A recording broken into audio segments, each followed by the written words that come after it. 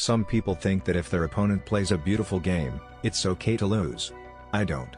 You have to be merciless. Of course, analysis can sometimes give more accurate results than intuition, but usually it's just a lot of work. I normally do what my intuition tells me to do. Most of the time spent thinking is just to double check. You need to have that edge, you need to have that confidence, you need to have that absolute belief that you're the best and you'll win every time. When you have fun, then you're more interested in learning. Without the element of enjoyment, it is not worth trying to excel at anything. What I admired most about him, Bobby Fischer, was his ability to make what was in fact so difficult look easy to us. I try to emulate him. You have to choose the move that feels right sometimes, that's what intuition is. I started by just sitting by the chessboard exploring things. I didn't even have books at first, and I just played by myself.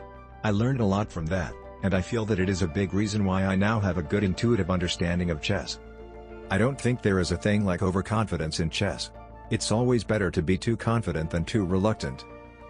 Not winning a tournament is not an option for me, unless it's no longer theoretically possible, then of course winning becomes impossible. But up to that point, not winning is just not an option.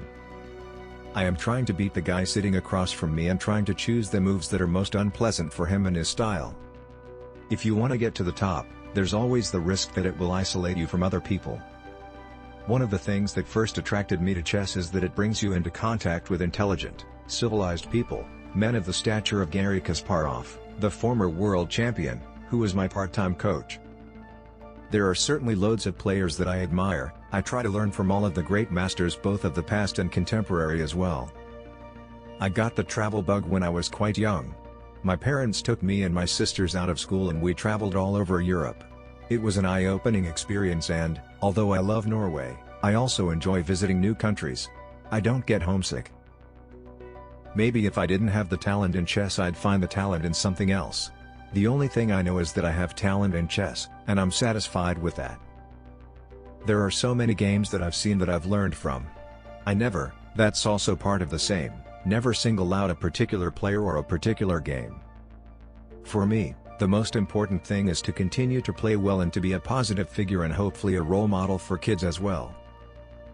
I'm definitely the first #1 in the world since Fischer, and probably at least since Kasparov, who probably has the most potential to dominate for the foreseeable future. I honestly don't read that much. Obviously, I read chess books. In terms of favorites, Kasparov's My Great Predecessors is pretty good.